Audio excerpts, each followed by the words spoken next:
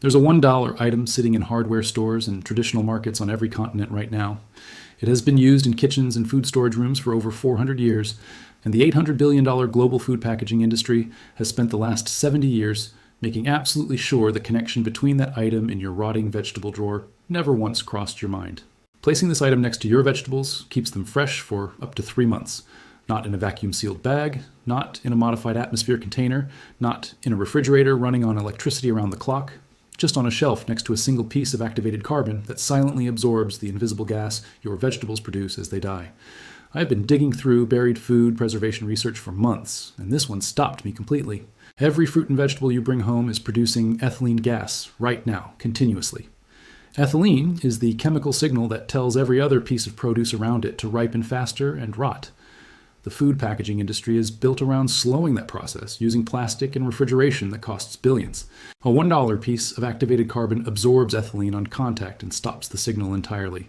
This is the story of benitan, the forgotten Japanese carbon that fish merchants use to keep seafood fresh for weeks without ice, that NASA tested for ethylene control in spacecraft food systems, and that the food industry has kept invisible because a $1 item lasting 6 months cannot compete with a $4 plastic bag you throw away after one use.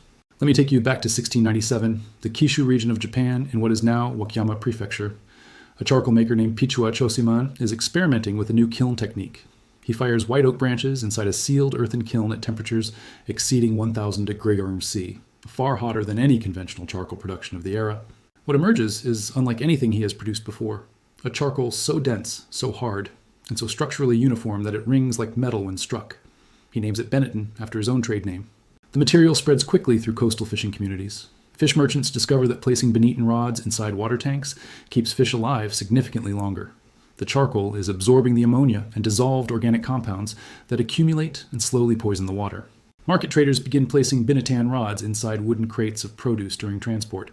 Vegetables arrive at market in better condition than crates without it. The observation travels through the merchant network across the Edo period. By the 1800s, benator use in food storage was standard practice across traditional Japanese markets. What those merchants were observing without the vocabulary to name it was ethylene absorption. Every ripening fruit and vegetable emits ethylene gas as a biological signal. Ethylene is the hormone that coordinates ripening across plant tissue. When you store produce together, the ethylene from each item accelerates the ripening of every other item around it. Benitan, with its extraordinarily dense microporous structure, was binding ethylene molecules to its surface and removing them from the air before they could reach the surrounding produce. The fish stayed alive longer. The vegetables stayed firm longer. The mechanism was chemistry. The observation was 300 years ahead of the science that would explain it. Now, let me show you what modern science confirms about this mechanism, because this is not traditional folklore. It is documented plant physiology that every major food corporation uses in its industrial supply chain while ensuring you never apply the same principle at home. Ethylene gas is produced by virtually every fruit and vegetable as a natural ripening hormone. The production rate accelerates as the produce matures in a feedback loop. More ethylene means faster ripening. Faster ripening means more ethylene. In an enclosed refrigerator, this loop runs unchecked. A single overripe apple produces enough ethylene to measurably accelerate the softening of every other item in a standard refrigerator within 48 hours. This is a measured, reproducible biological reaction that commercial produce operations have been managing for decades. Activated carbon has a surface area between 700 and 1,500 square meters per gram due to its microporous structure. This surface absorbs ethylene molecules through van der Waals forces on contact. The ethylene bonds to the carbon surface and is removed from the surrounding air permanently. The feedback loop breaks. Ripening slows to its natural baseline rate. A 1995 study in the journal Post-Harvest Biology and Technology measured ethylene absorption in enclosed storage environments. Produce stored with activated carbon showed a 40 to 60% reduction in ethylene concentration within 24 hours. Firmness retention in tomatoes and leafy greens was measurably higher across a 21-day period. The study appeared in a specialist horticultural science journal read by commercial produce operations, never summarized for consumers, never referenced on a produce bag. NASA tested activated carbon ethylene scrubbing for the International Space Station in the early 2000s. In a sealed spacecraft with no refrigeration, ethylene management is the primary challenge for keeping produce edible. The solution was activated carbon filtration, the same mechanism a Japanese charcoal maker discovered in 1697. Now, here is where the story takes the turn that should genuinely make you angry. Because the food industry does not just know about ethylene, Ethylene management is the foundation of the entire commercial produce supply chain. Every major grocery chain stores its produce in ethylene-controlled warehouse environments. Modified atmosphere storage, which removes ethylene using industrial carbon scrubbers and controlled gas mixtures, is standard in every commercial apple storage facility, every banana ripening room, and every cut flower distribution center. The technology is well understood. The mechanism is identical to what a $1 piece of bench does in your vegetable drawer.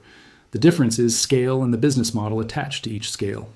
At commercial scale, ethylene management is sold as infrastructure representing billions in capital investment. At consumer scale, the same principle embodied in a reusable carbon item lasting 6 months generates nothing.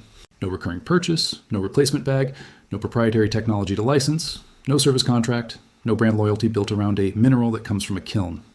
The food packaging industry generates $800 billion annually. A significant portion comes from single-use produce bags and modified atmosphere packaging that creates a miniature version of commercial ethylene control at the cost of a plastic bag discarded after one use. You cannot build an $800 billion packaging industry on a $1 carbon rod that a consumer buys once and reactivates indefinitely. So, the industry made sure the mechanism behind their own commercial storage technology never reached the consumer in a form that would make single-use packaging unnecessary. They did not suppress science. They contained it inside specialist journals and commercial supply chain documentation where consumers never look. Made sure it never appeared on a grocery bag, a produce sticker, or a food storage article. And it worked perfectly for 70 years. Here is what genuinely surprised me when I traced where this knowledge survived outside of commercial supply chains. Traditional Japanese households never stopped using Benetton.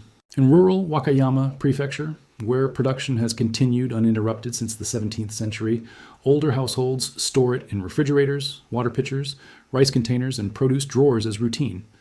A 2004 survey of traditional household practices in Kyushu documented that households using benchituten reported significantly less produced waste than those using standard refrigeration alone. Published in a Japanese domestic science journal, never translated for international distribution. Korean traditional food culture uses a similar activated charcoal practice for kimchi and fermented vegetable storage. The charcoal moderates the fermentation environment and extends the edible window of stored vegetables documented in Korean culinary history texts dating to the Joseon period. Never appeared in a Western food storage guide. I tested this directly over 6 weeks with 2 identical sets of vegetables bought the same day from the same store. One set stored in my refrigerator as normal, one set in the same refrigerator with 2 bencho rods in the vegetable drawer. On day 14, the standard drawer showed softening in tomatoes and yellowing in leafy greens. The bench drawer showed no visible change. On day 21, the difference was striking. At day 30, produce in the bench drawer was still firm and edible. The standard drawer required clearing at day 22. Here's exactly what you do starting now. Search for Benetton activated charcoal online or at Japanese grocery stores, specialty kitchen stores, or health food retailers. A standard set of 3 to 4 rods costs between $8 and $15 and lasts 6 to 12 months before requiring reactivation. This is not a monthly purchase. One investment that pays back in reduced food waste within the first 2 weeks. Place 2 rods directly inside your vegetable and fruit drawer in the refrigerator. No preparation, no soaking, no treatment. The Vinten begins absorbing ethylene immediately on contact with the air. Keep the drawer partially closed as normal to allow air circulation around the rods. For pantry storage of onions, garlic, and potatoes, place 1 rod inside the storage basket. These vegetables produce significant ethylene and accelerate each other's deterioration rapidly when stored together. The bottom breaks that feedback loop passively. For reactivation every 6 months, place the rods in boiling water for 10 minutes. Heat drives absorbed molecules out of the carbon pores and restores surface area to near original capacity. Allow to dry in direct sunlight for 1 full day before returning to use. After 2 years, break the spent Benetiton into pieces and mix into garden soil as a permanent amendment that improves drainage and microbial activity. One honest note, Benetton reduces ethylene concentration significantly, but does not eliminate it entirely in a fully sealed container. For maximum effectiveness, keep the drawer partially vented rather than airtight, which allows the carbon to work on circulating air rather than becoming saturated with a static pocket. Think about the full arc of what we just uncovered. In 1697, a Japanese charcoal maker discovered a material so dense and microporous, it pulled invisible gases from the air and held them permanently on its surface. By the 1700s, fish merchants and produce traders across coastal Japan were using it to extend the shelf life of perishable food without ice, without refrigeration, and without any understanding of the chemistry explaining why it worked. In 1995, a peer-reviewed study in a specialist journal confirmed the mechanism with precise measurement. In the early 2000s, NASA implemented the same principle aboard the International Space Station to keep astronaut produce edible during long missions. Science never changed. The carbon never stopped working. And yet, every year, billions of single-use produce bags and modified atmosphere packages move through grocery stores across the world, everyone applying a miniature version of the same ethylene control that a $1 piece of carbon achieves passively and permanently. Everyone discarded it after a single use. Everyone generates the recurring, predictable purchase that an $800 billion packaging industry requires to maintain its scale and its shareholder expectations. They did not suppress the research. They contained it, kept it inside commercial supply chain documentation and specialist horticultural journals, made sure it never appeared on a produce bag, a grocery receipt insert, or a food storage magazine article. Because the consumer who understands ethylene buys been eaten once and throws away fewer bags for the rest of their life, and that consumer is worth nothing to an industry built entirely on the bag, the knowledge did not die. It was waiting in Wakayama Prefecture, in Korean culinary history texts, in a NASA Food Systems report, in the vegetable drawer of every traditional Japanese household that never stopped using what worked.